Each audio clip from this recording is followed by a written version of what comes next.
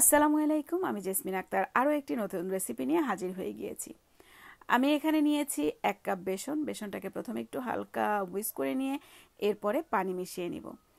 অল্প অল্প করে পানি মিশাবো আর কন্টিনিউ উইস্ক করতে থাকবো। এটা যত ভালোভাবে মেশানো যাবে বা যত বেশি উইস্ক করা যাবে তত ভালো ভাবে এটা তৈরি হবে রেসিপিটা তৈরি করার জন্য। আমি এখানে অলমোস্ট 1 কাপ পানি ব্যবহার করেছি। অনেক সময় বেসনের উপরে ডিপেন্ড করে যে পানিটা পুরো 1 কাপ লাগবে নাকি কতটা পানি বেঁচে গিয়েছে, সেটাও আমি আপনাদেরকে দেখিয়ে দিয়েছি। এবার একটা গ্লাসের ভিতরে আমি পাইপিং ব্যাগ নিয়ে এর ভিতরে বেসনের গোলাটাকে আমি গুলিয়ে নিয়েছি। এভাবেই আমি তৈরি করব বুন্দিয়া। আমি আজকে মিনি বুন্দিয়া তৈরি করে দেখাচ্ছি। এবার পাইপিং ব্যাগের মাথাটাকে আমি কেটে নিব। আমি খুবই চিকন করে কেটে নিয়েছি।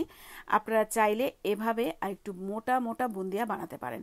আমি যেহেতু বলেছি আমি মিনি বুন্দিয়া বানাচ্ছি, সেজন্য আমি একদম সামান্য কেটে নিয়েছি। ঠিক এইরকম বুন্দিয়া হয়েছে। এই বুন্দিয়াগুলোকে আমি সব এভাবেই বানিয়ে নিব।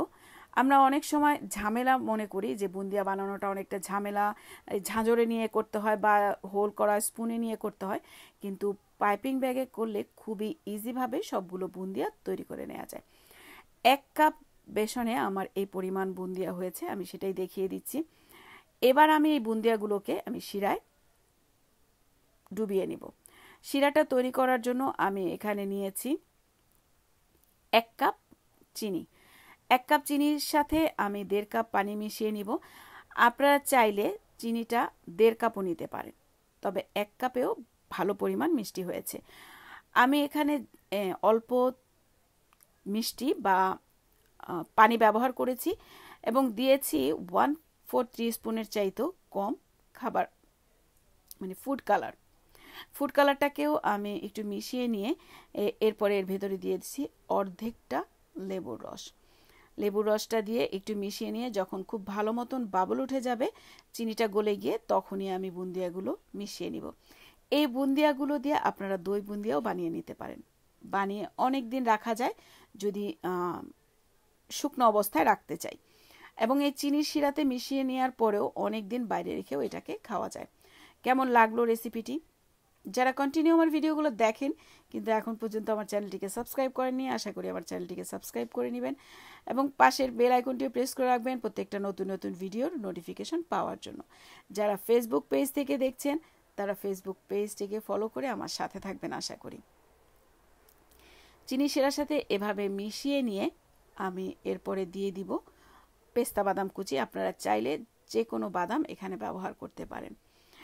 আমি যে বুন্দিয়াটা বানাচ্ছি এই বুন্দিয়াটা সব সময় এরকম ক্রিস্পি থাকবে। আমি কিন্তু ক্রিস্পি করে বানাচ্ছি। খুব ভেজা ভেজা করতে চাইলে আপনারা আরেকটু পানি ব্যবহার করতে পারেন, আর একটু চিনিও ব্যবহার করতে পারেন। এভাবে মিশিয়ে নিয়ে এবার আমি 1 টেবিল স্পুন ঘি দিয়ে দিচ্ছি। ঘিটা মিশিয়ে নিয়ে এরপরে আগেই বলেছি আমি বাদাম ব্যবহার করব। বাদামটাকেও আমি দেখিয়ে দিব, কুচি কুচি করে আমি পেস্তা বাদাম ব্যবহার করেছি। বাদামটা দিয়ে মিশিয়ে আমি এটাকে ঢেলে নিব।